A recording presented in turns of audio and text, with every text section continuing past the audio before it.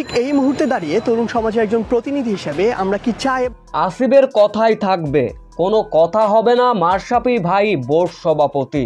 এবার লাইভে এসে মাশরাফি বিন মুর্তজাকে নিয়ে বোমা ফাটিয়ে একই বললেন সারজিদ আলম। মাশরাফি বিন মুর্তজা ক্রিকেটটাকে কতটা ভালোবাসেন, তার হাঁটু ভাঙার পর যখন কামব্যাক করেছিলেন ভক্তদের সে কথা আর অজানা নয়। ছাত্র আন্দোলনে মুখ খুলেছেন, কেন তিনি চুপ ছিলেন তাও জানিয়েছেন। সেই সাক্ষাৎকারে এক উপস্থাপক বলে, আপনি কি এখন ক্রিকেট বোর্ডের সভাপতি হতে চান? বাংলাদেশের ক্রিকেট নিয়ে কি আপনি কাজ করতে চান? এ বিষয়ে মাশরাফি বিন মুর্তজা বলেন, জীবন যতদিন আছে ততদিন ক্রিকেটের সঙ্গে খেলাধুলার সঙ্গেই থাকতে চাই।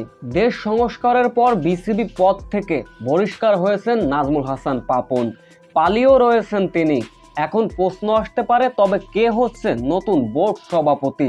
এ বিষয়ে সাবেক ক্রিকেটারের তালিকায় আছেন কয়েকজন, তার মাঝেও ভক্তদের এবং ক্রীড়া মন্ত্রণালয়ের আসিফ মাহমুদের পছন্দের তালিকায় রয়েছেন মাশরাফি বিন মুর্তজা।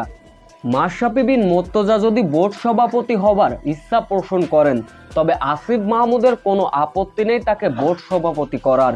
এদিকে আসিফ মাহমুদের এমন সিদ্ধান্তকে সমীহ করেছেন তার বন্ধু সারজিদ আলম।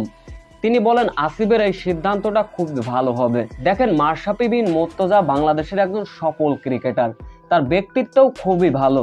যদি বাংলাদেশের ক্রিকেটকে উন্নয়ন করতে হয়, নতুন করে যদি সংস্কার করতে হয়, অবশ্যই মাশরাফি ভাইয়ের মতন একজন অভিজ্ঞ কাউকে প্রয়োজন। সো ভিউয়ার্স, আপনারা কি চান ক্রিকেট বোর্ডটা এবার দুর্নীতিমুক্ত হোক, নতুন করে করা হোক সংস্কার? সেইখানে কি আপনারা মাশরাফি বিন মুর্তজাকে দেখতে চান?